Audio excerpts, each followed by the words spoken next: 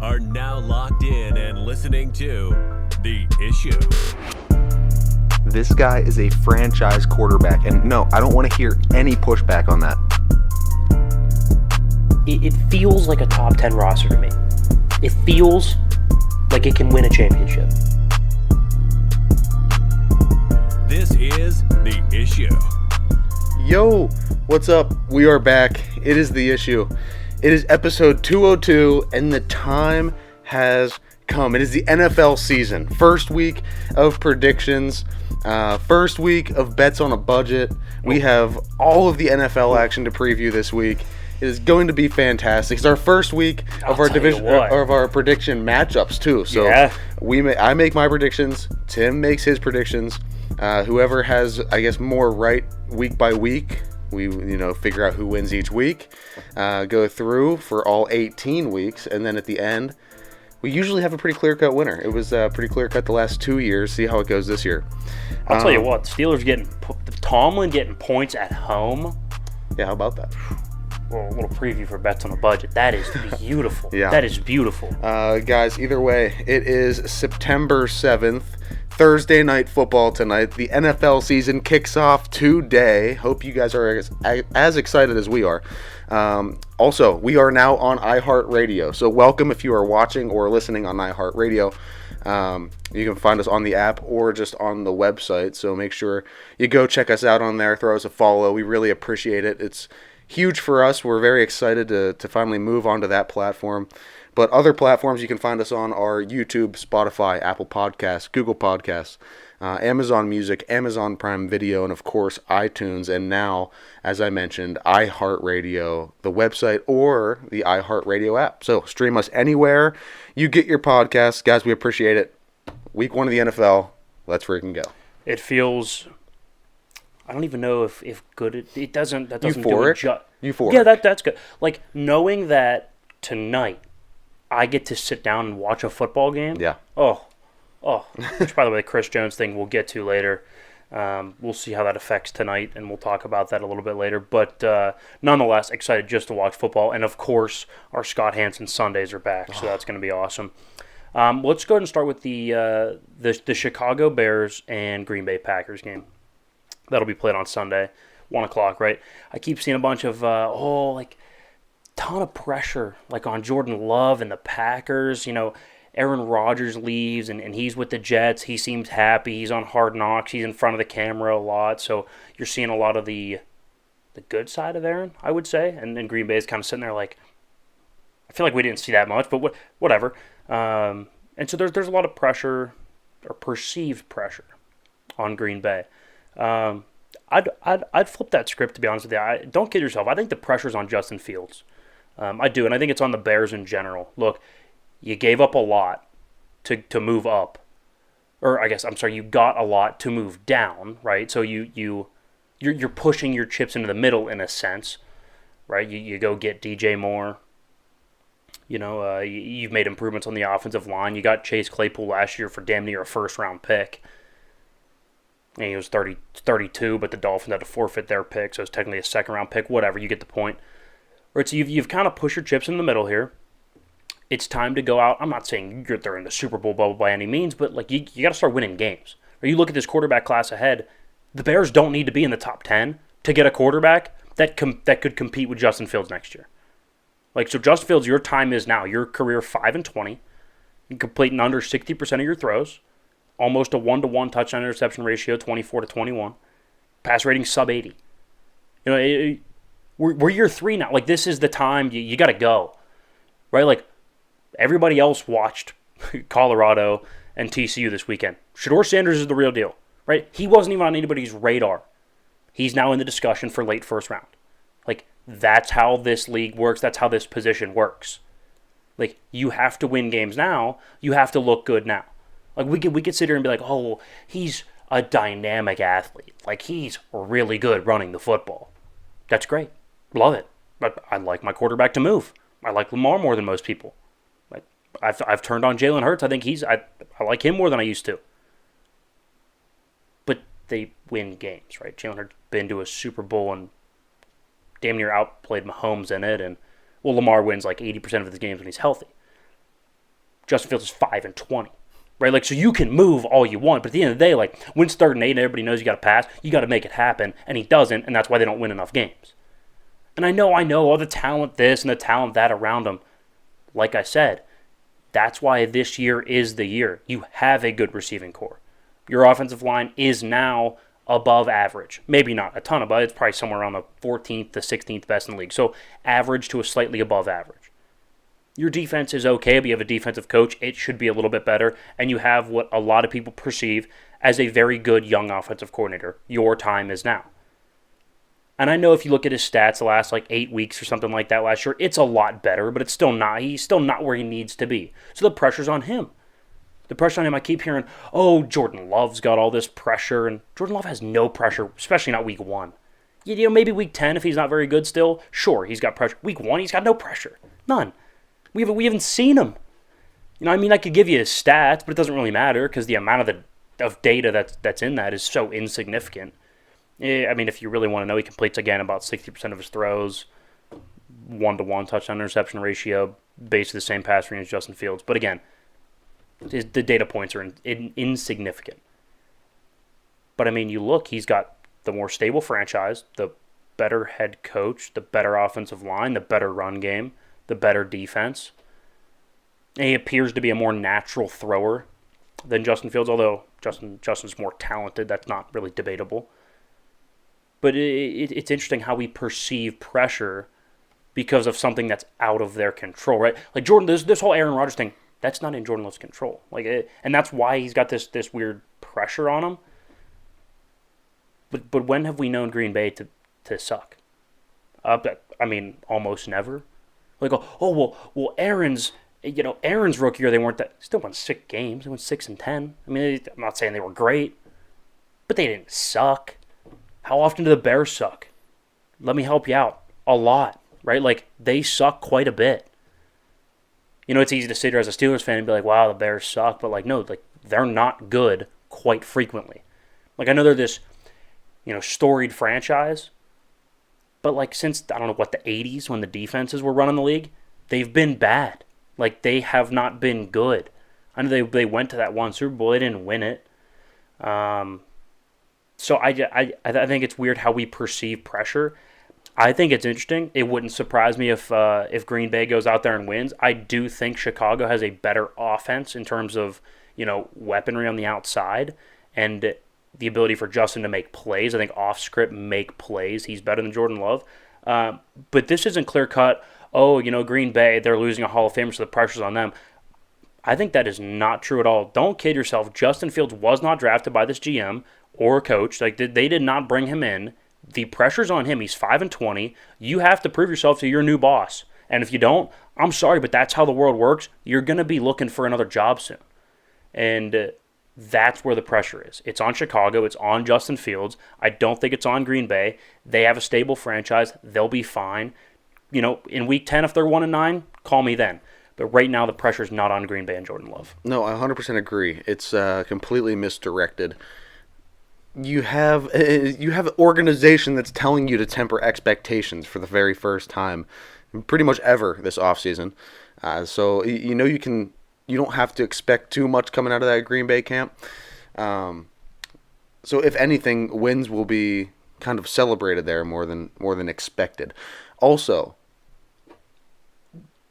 Justin Fields in Chicago, your attributes and the things that are good about you, your assets, should be contributing to those wins, right? How would the entire city of Pittsburgh react? I have never understood this, by the way. Thinking about it now, Justin Fields is 5-20. He's won 5 games, lost 20 of them. Okay.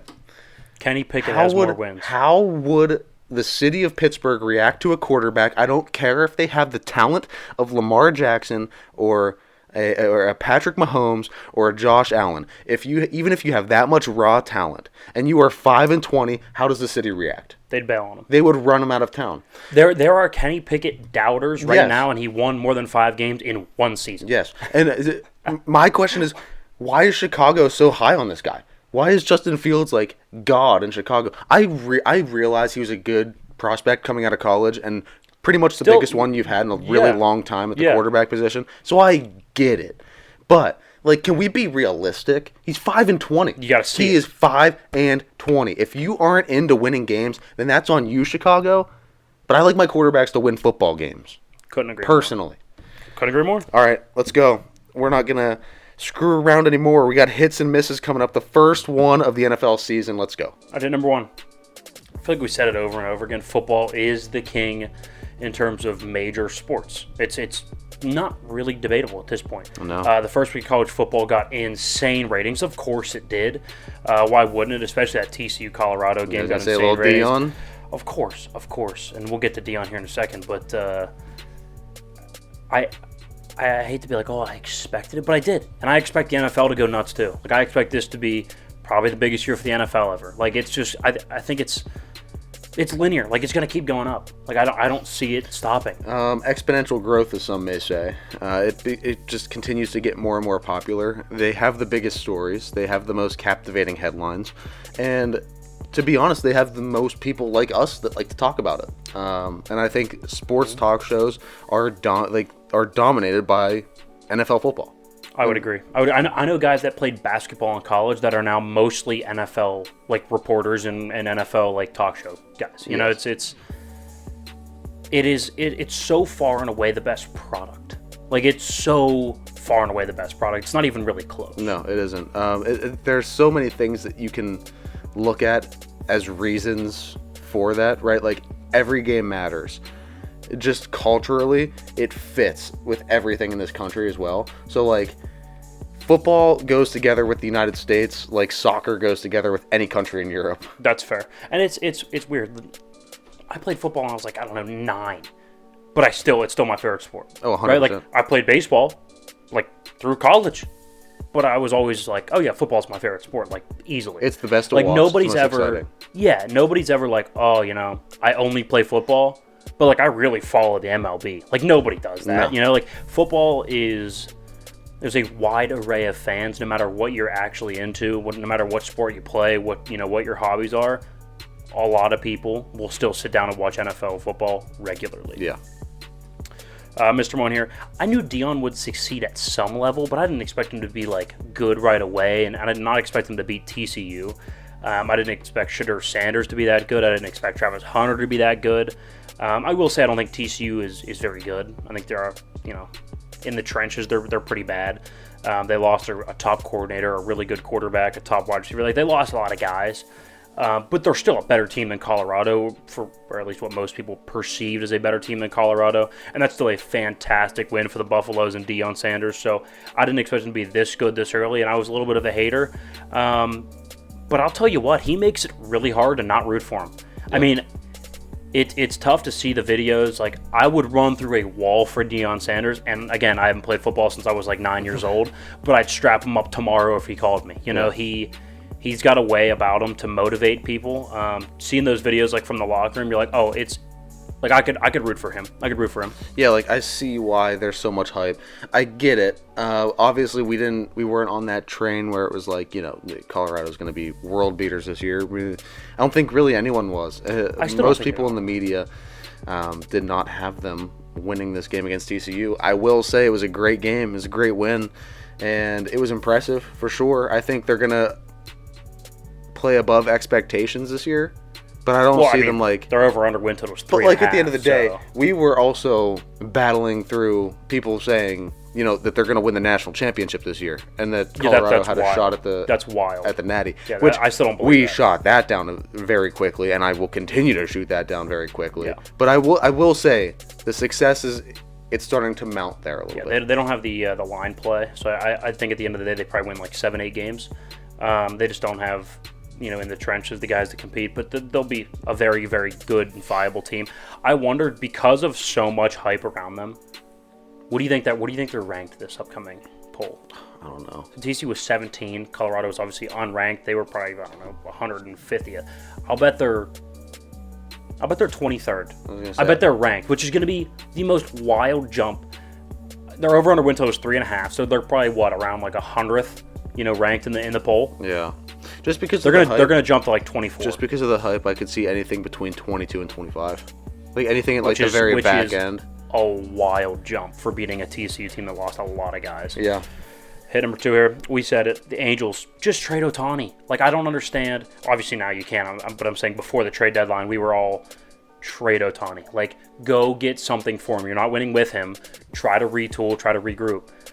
Don't be dumb. Now they are literally giving away players. Yeah. They made a big trade for Giolito, emptied their farm system, put him on the market.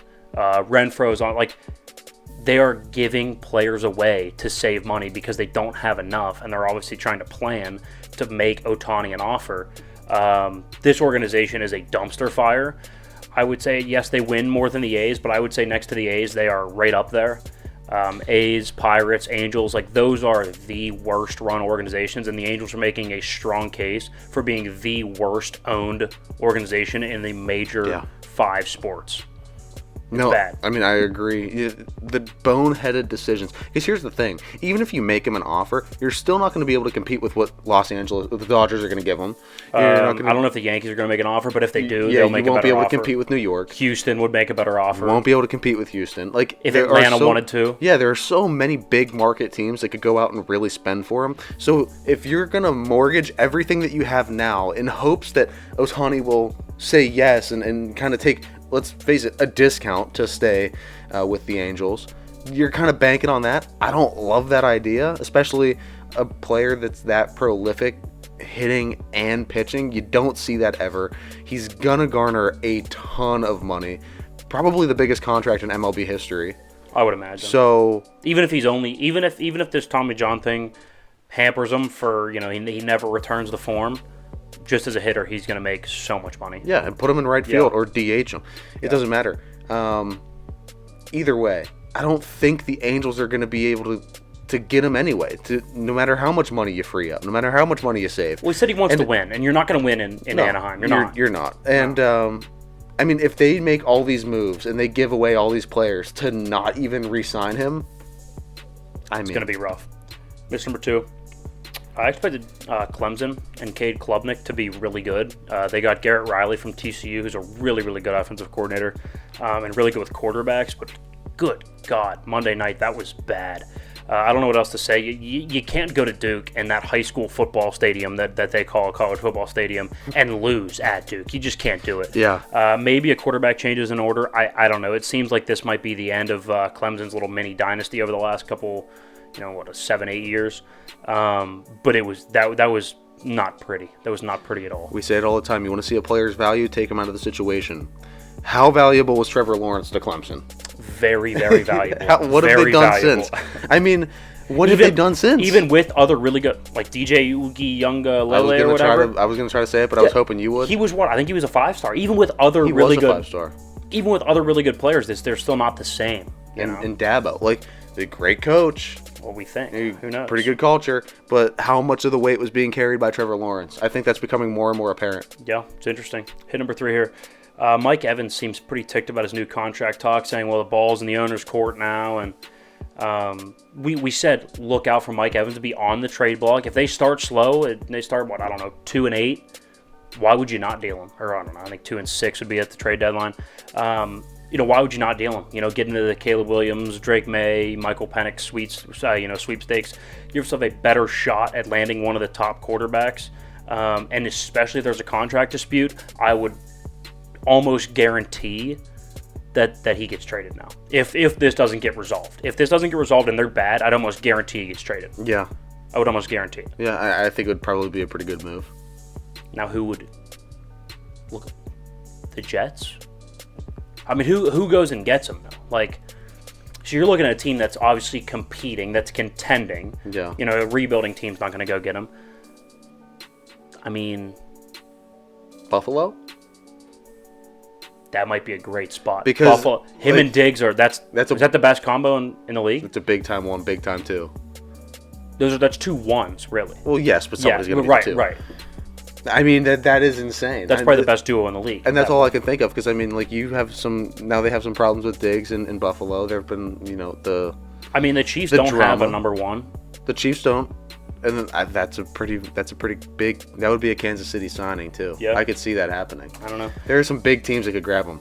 Myth number 3 here. MLB is not going to extend the pitch clock for the playoffs. I said, the pitch clock's actually working out this season. I didn't expect it to, but it's working out. But I said I'd not turn it off, but I'd add a couple, 5-10 seconds during the playoffs, right? Mm-hmm. You want to let that atmosphere, like, even on TV, I know you want to shorten the games, because nobody wants to sit down for 3 hours, but people do for an MLB playoff game. For a playoff game, I would sit down for 6 hours. People will sit down for 3.5 hours, and you want that atmosphere, like, you want that tension on the mound for 20 seconds. Yeah. Like, and I think in the playoffs you're going to be doing it a disservice to not extend the pitch clock, but I expected them to, and they're not going to. They're going to stick with the normal rules, which I guess I can't fault them for it, but I think it'd be smart to extend it, but we're wrong there. I think there's also more of a game plan that goes into postseason games for the MLB and just baseball in general. Oh, yeah. I think it would be good to have it a little bit longer. Nothing crazy, like you were saying, 5-10 seconds maybe. Tacked on, you're not going to get the moments like the Johnny Cueto dropping the ball on the mound if you're moving too quick. And plus, the playoffs are that's the biggest spot to make your money in the sport. It doesn't matter what sport you're talking about, the baseball, football, hockey, most of your money is made in the playoffs. Yeah. You run with that and you extend that as much as you can. Yeah, I agree. Couldn't agree more. Well, that's it for Hits and Misses, guys. Don't go anywhere. We have our first week. Oh, my gosh. The first week of NFL predictions. Week 1, we'll predict every game. Me and Luke head on. Whatever splits we have, we'll go head-to-head on our predictions. We'll also give you bets on a budget next segment, so don't go anywhere. Welcome in. It is my honor, my pleasure, to introduce you guys to the second segment, which is our first week of NFL predictions. Week 1, we start with Thursday night, we do all the Sunday games, and then we end, of course, with Monday night, predicting each and every game. Me and Luke have a couple splits, a lot of similarities. We'll usually hover around 3 and 5 splits per week. This week we have 3 little disclaimer there, and we'll go over those. But we'll go over every game. Some of them, obviously, we don't need a ton of in-depth on. But a lot of them we will get fairly in-depth on. Buckle up. We got 15 minutes of predictions here. Really, really excited. And then after that, we will have bets on a budget. We give you 5 bets that we feel are the 5 best bets on the board for the NFL season. Most of them are spreads. Sometimes, though, if there's not 5 good spreads, I'll pick a couple prop bets or something. Yeah. But most of the time, they are spreads. So that will be after predictions to finish out the second segment. Everything feels right in the world now. Football's back. We have our predictions coming back. We are on iHeartRadio now. So this is the first week you can go catch the show on iHeartRadio or the iHeartRadio app. So make sure you go search The Issue there. Find the show. Listen to the show. It's going to be fantastic. It's going to be a long NFL season. We're going to be here with you every step of the way. And that starts with week 1. So without further ado, week 1 of the NFL, all the games predicted right here. Let's go.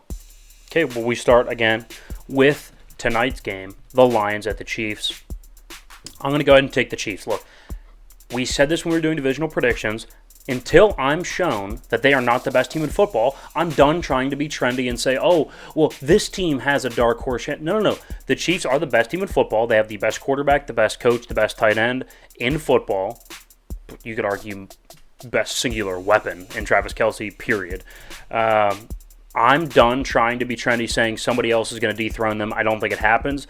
I do think the Lions are going to have a good season, but they're not built to go into Arrowhead on opening night when that banner's going up and beat the Chiefs. There's a reason the Lions at 6.5. I'll take the Chiefs all day over the Lions. Chiefs all day. Mahomes, Kelce, they don't lose.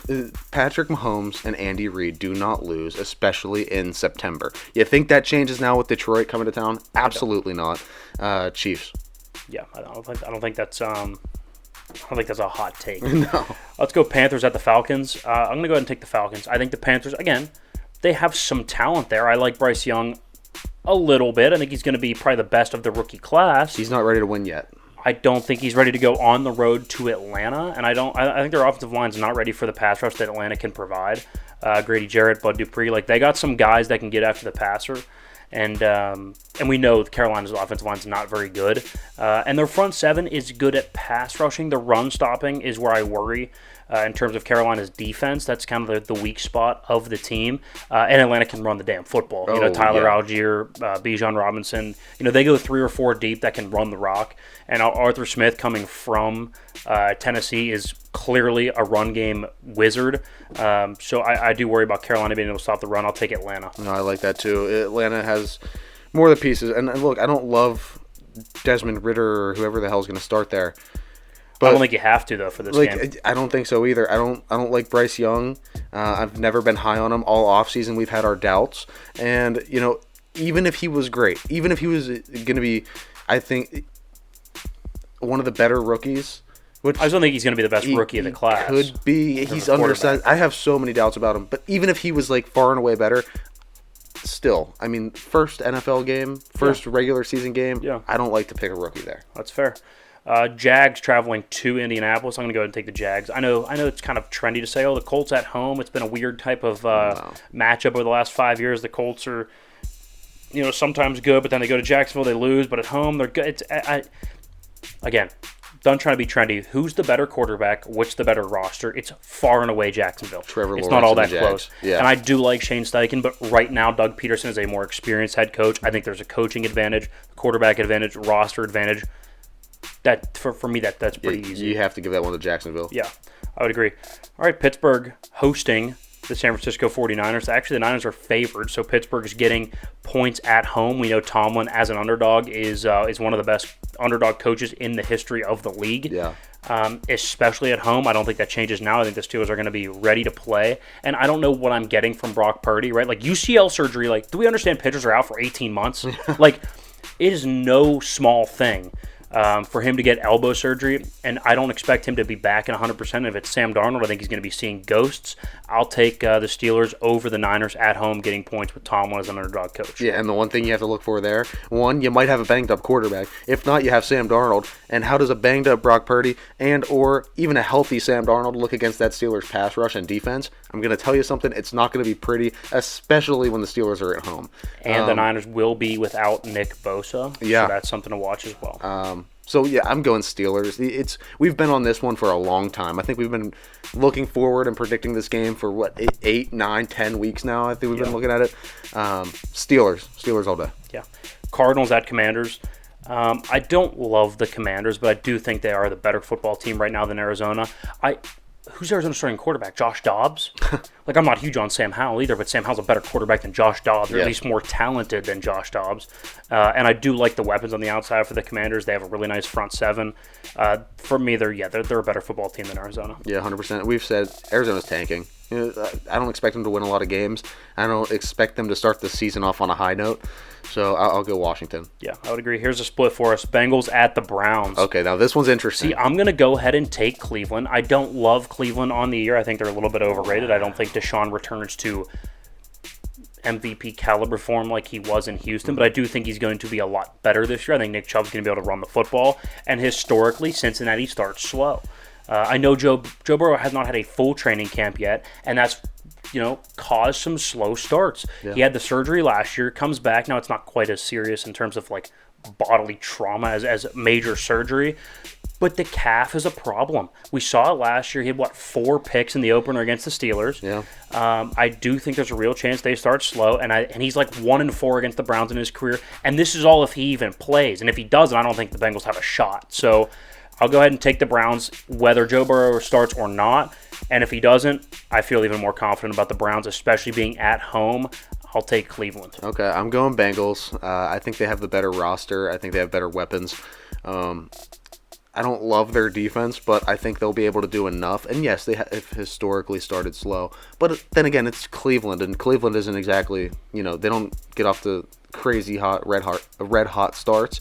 And also, I just can't get over the soundbite that I just heard in my head of saying, you going, oh yeah, and I'm gonna take Cleveland this week. That kind of threw me through a loop. So tough. I'm taking Cincinnati, first split of the season, and the best man win. All right, second split of the season.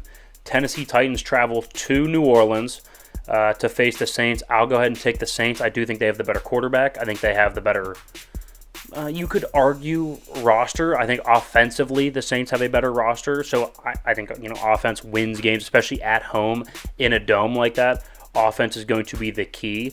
So I think with the better quarterback and a better offense, I do think the Saints pull this one out. I do think it's close, though. The Saints getting 3 points at home feels about right, but it's a line that's a little shady. I think it's going to be a close game. You're taking the Titans. Why? Yeah, this game was one that I could see going either way.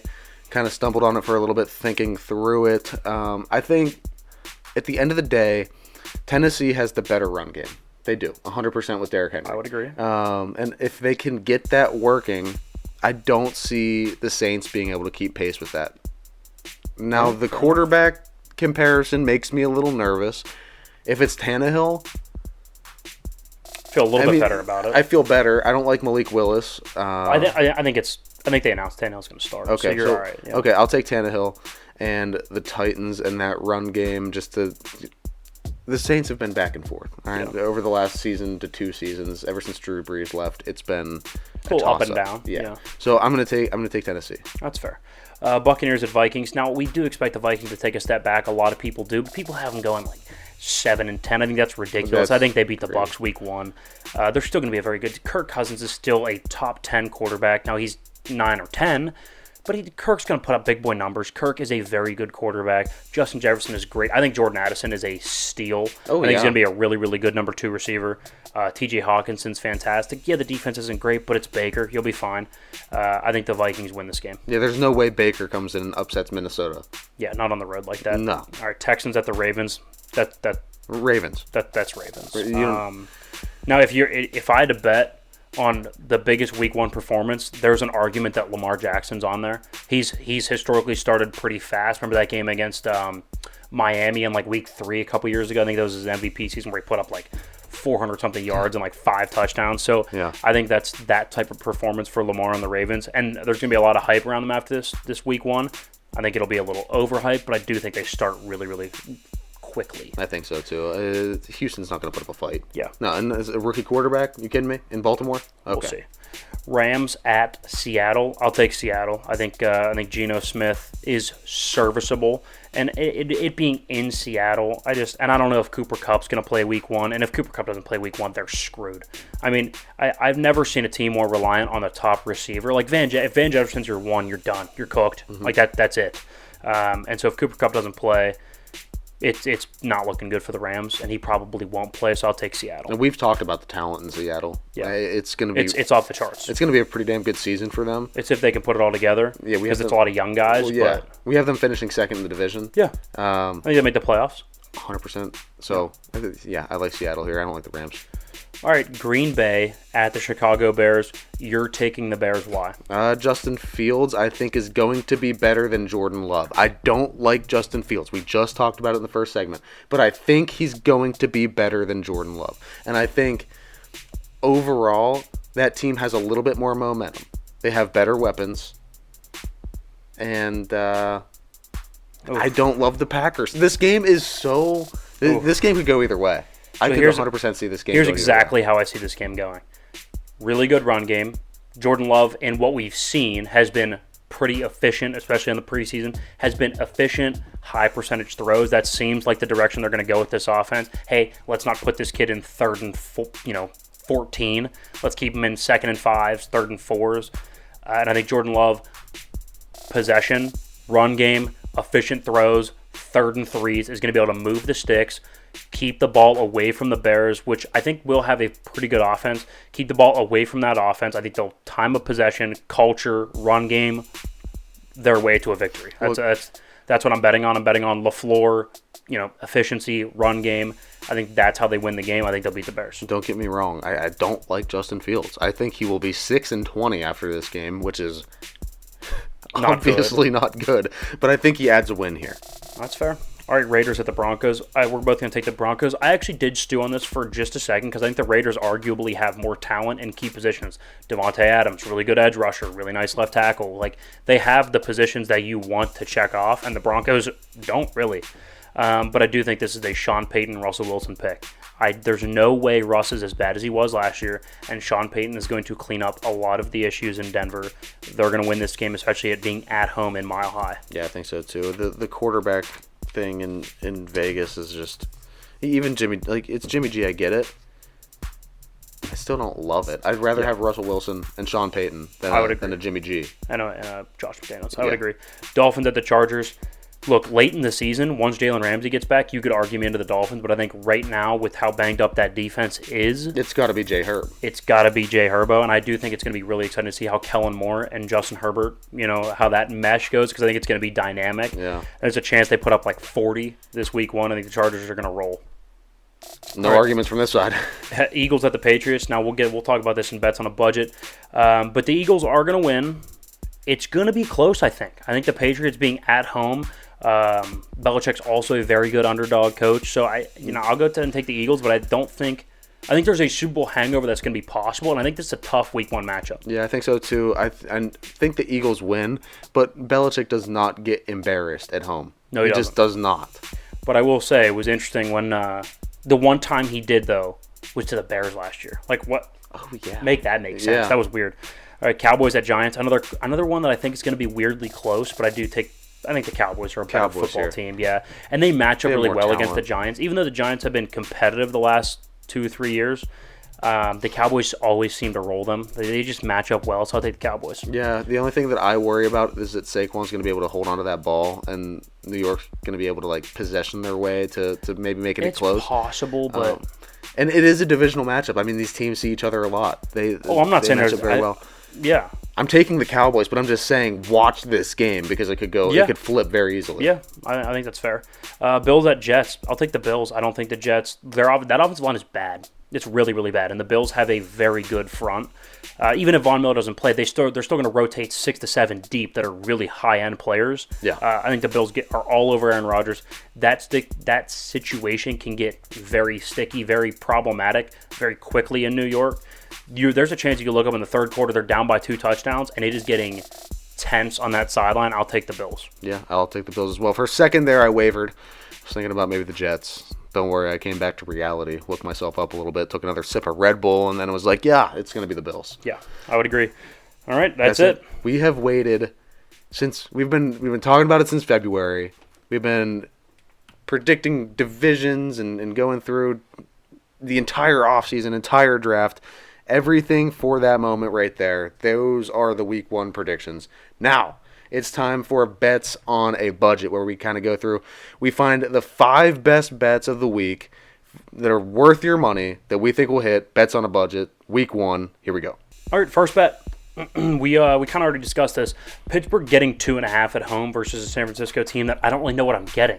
Yeah. Right? First of all, they historically start slow. No Nick Bosa. I don't know what I'm getting from Brock Purdy. Again, UCL injuries are no small thing. Pitchers take years off. Walker Buehler got hurt in 2020. The man just made his first rehab start in AAA last week. It is not something that's that easy to come back from. I'm not saying that he's going to be bad. I'm saying there's going to be some rust.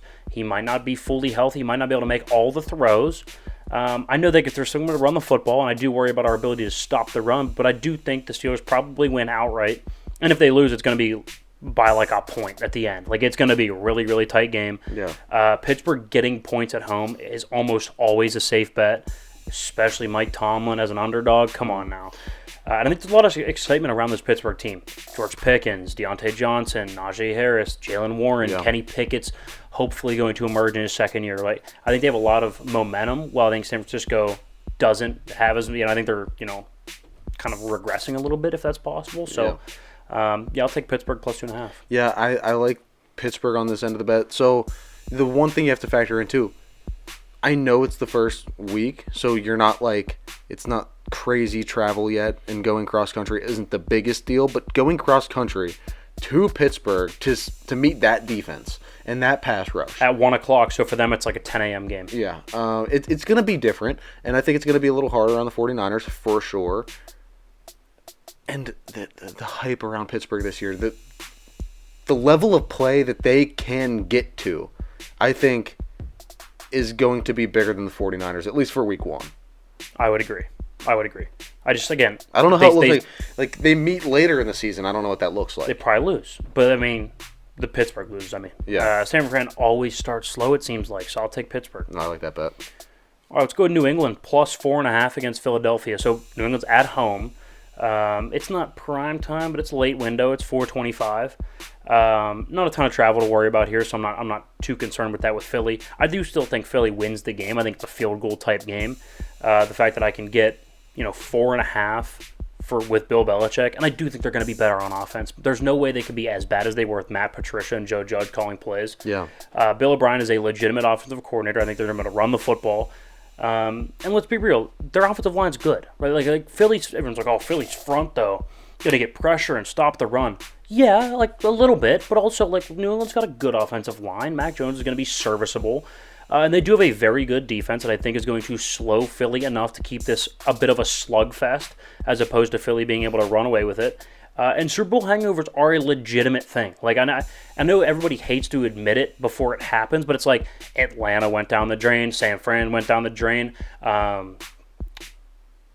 Cincinnati started slow last year. Like there is such thing as a little bit of a Super Bowl hangover. I think Philly's gonna experience it. I still think they sneak out with a win week 1, but it's gonna be an upset alert type of game. I think they win by a field goal, so New England covers. Yeah, I agree.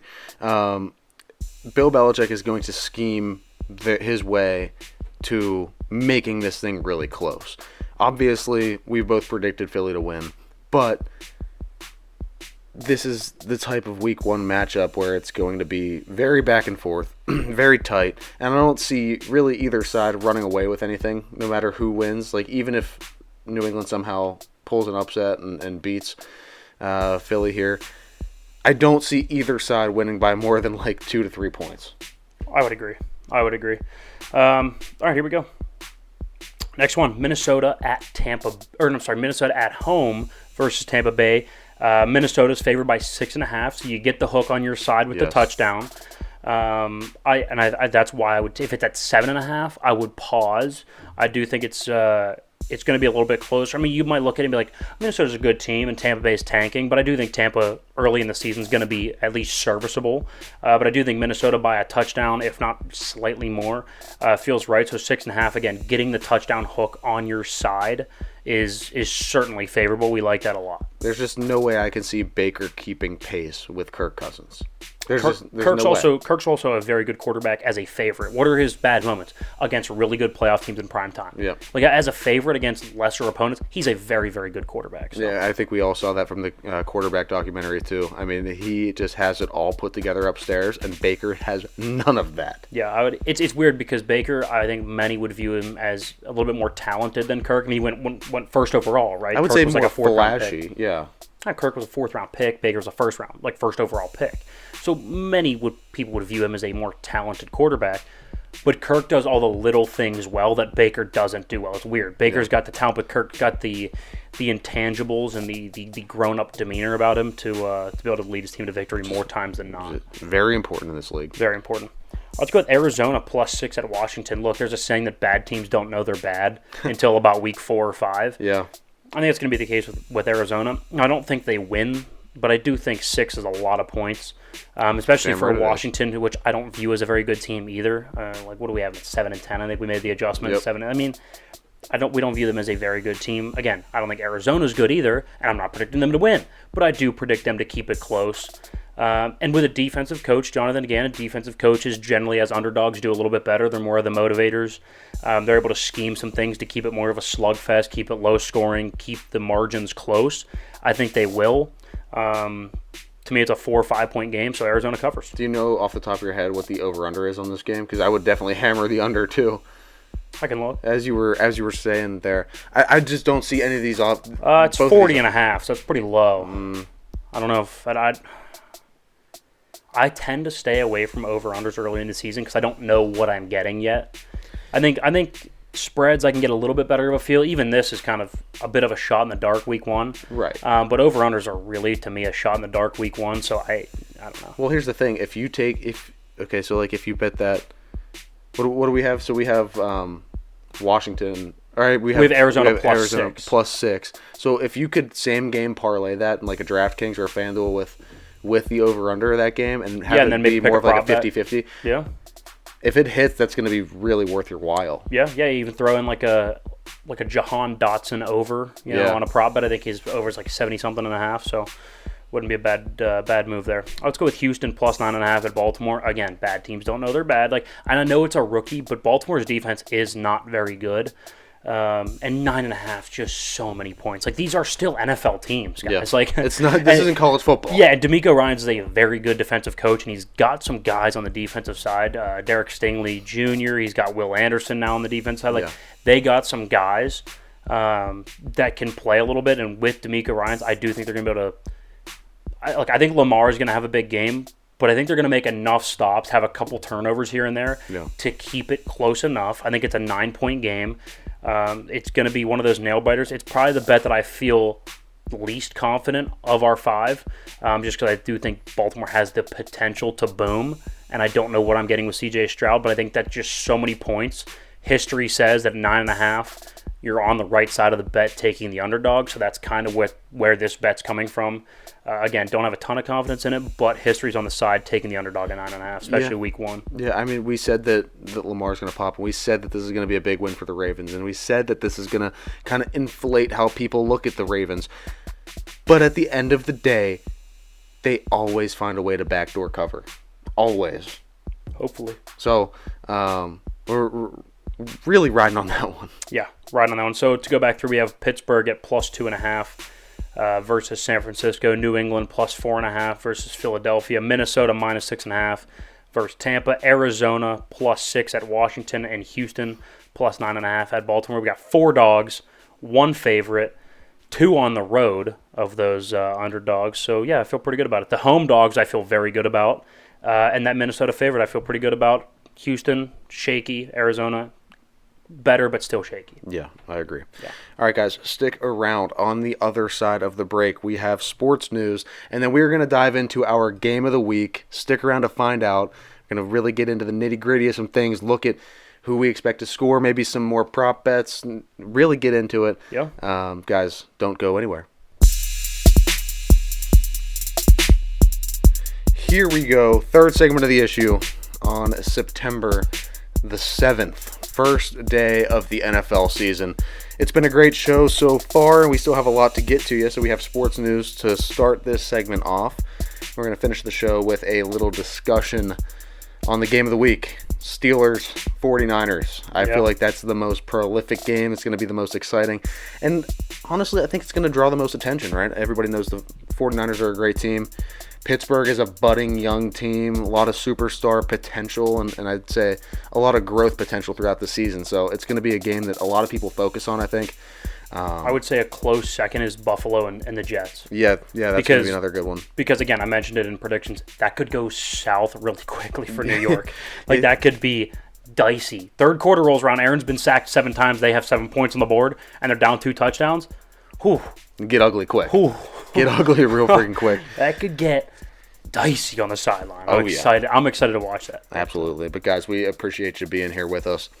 iHeartRadio, Spotify, Apple Podcasts, however you're joining us, YouTube, Amazon Music, Amazon Prime Video, all of them. If you don't, go check out theissuesports.com. You find all the links there, social medias, different platforms that we're on, and, of course, the newsletter that you should go sign up for comes out every Wednesday. This last one was fantastic. So make sure you're going, keeping up with the show, and all of that good stuff. But, guys, for now, we're going to get things kicked off here in the third segment with the sports news. So here we go.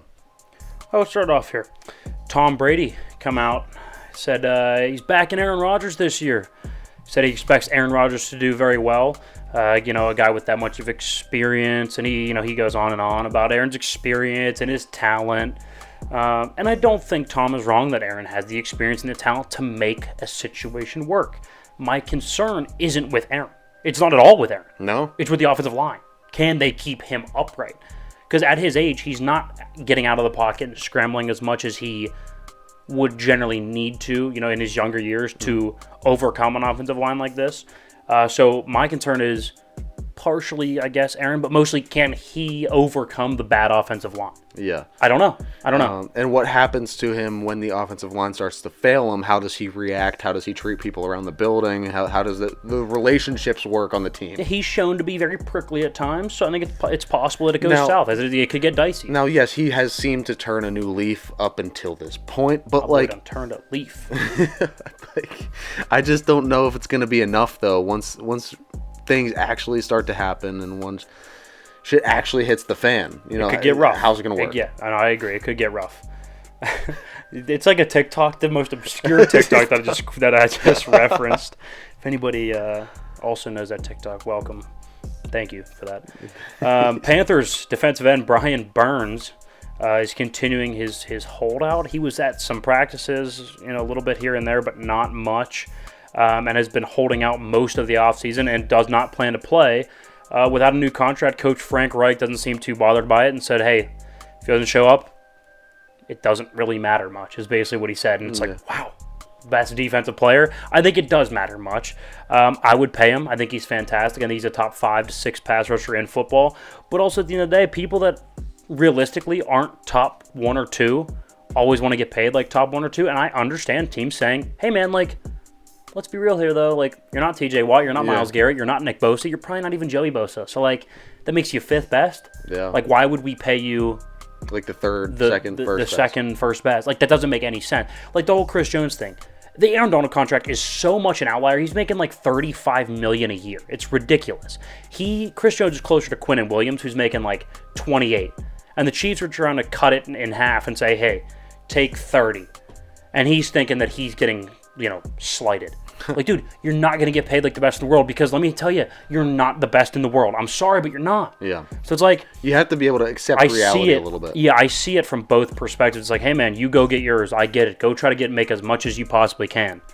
But at the end of the day, you got to be realistic, so. 100%. I just don't understand. There are so many, I feel like this offseason might hold the record for, the most amount of contract sit-out negotiation. And they're all pass rushers. Nick Bosa, Brian Burns. They're all positions that Chris Jones. Feel that they're seeing all these other big contracts happen around them and feeling like they should be getting in on that. They're but at the feeling same left time, out a little bit. Yeah, but also you have to realize the position that you play and you're not going to garner as much money as other positions in the field. Yeah, and you're the third most valuable. Is that not good? Out of 11, out of 22 positions, that's not good? I don't know. Pretty damn good. Last story here, the Pittsburgh Pirates have won 7 of 10. Yes. They've looked good. Offense is coming alive a little bit. Brian Reynolds is starting to hit. Key Brian Hayes is on fire since coming back from injury about a month ago. Playing good defensively, He's been he's always... And I've said this about Key Brian Hayes. He's a top 3 defensive third baseman in baseball. Mm-hmm. I don't care if he hits 240 with 20 bombs. If he hits 240 with 20 bombs, but is the third best defensive, third baseman, I'm fine with it. Now he's hitting over the last month 330 with on the same pace to hit 40 bombs if he hit this over the course of a season. He's on a torrent pace over the last month and he still has the defense. So that's been a huge key for them. Pitching's been good too. Our bullpen's been really, really solid. Modzinski, I think is how you pronounce it. He's been good.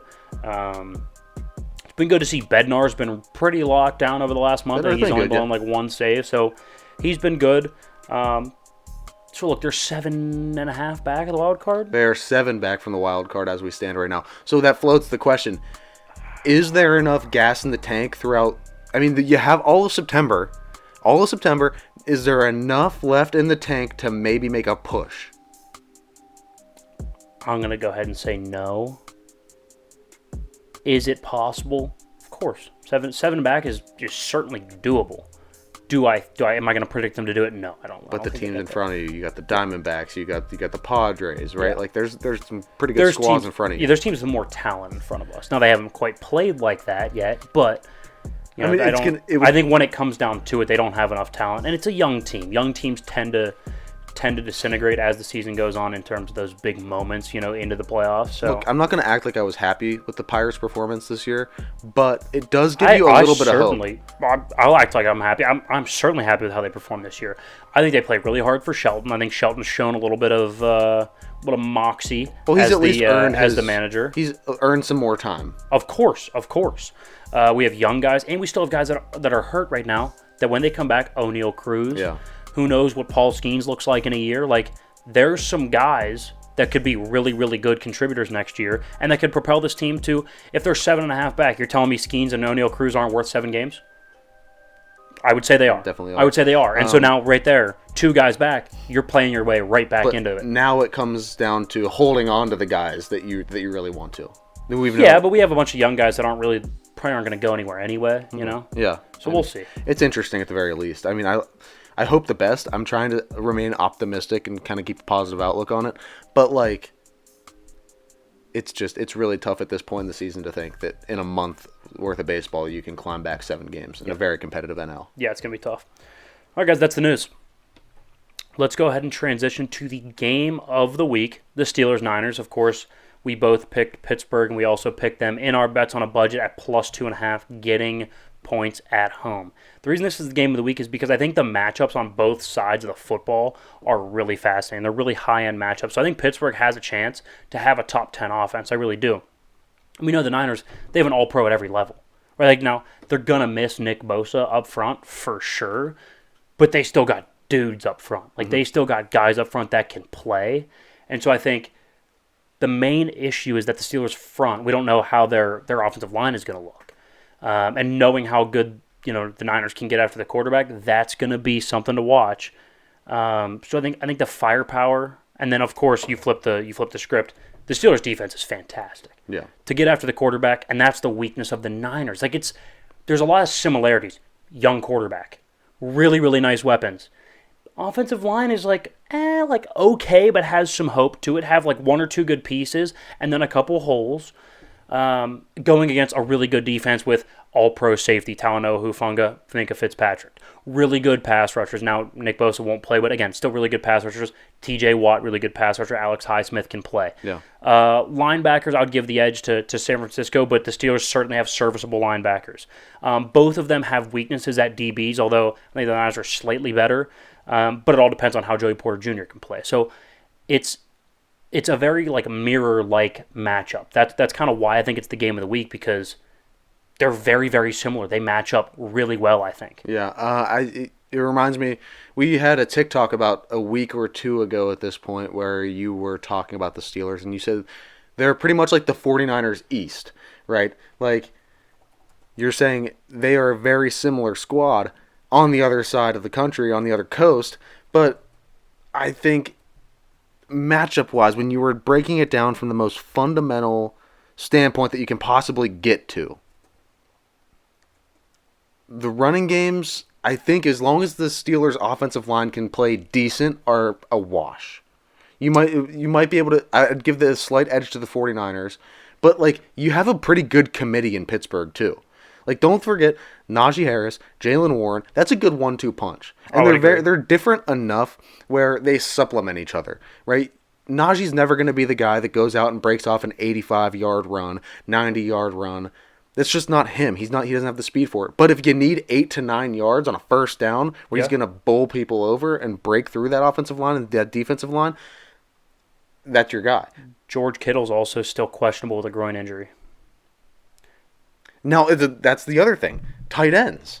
Even if George Kittle plays, Muth and Darnell Washington. The Steelers have a pretty good combo. So I was gonna talk about that. I think one of the keys to victory for the Steelers, I think one is playing a lot of 12 personnel. That's 1 back, 2 tight ends. Yeah. I think to be able to kind of show that jumbo look, right? You are not going to succeed if you have to drop back and pass frequently, right?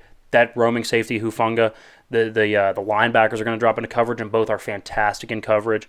And then the pass rushers are going to be able to pin their ears back. I think if you can kind of take it to them, because yes, they can be physical in their front four, but their linebackers are known for being more speed-oriented. Same thing with their secondary, right? So if you can show them, hey, we're going to run this ball down your throat here. We're going to go 2-3 tight ends, 12 and 13 personnel, and run the football. We're going to have 2 to 3 backs that we're just going to rotate in. We're going to keep fresh legs out there, and we are going to take it to you. And then Kenny Pickett on 3rd and 4 is going to be able to pull the ball and play action and hit open guys.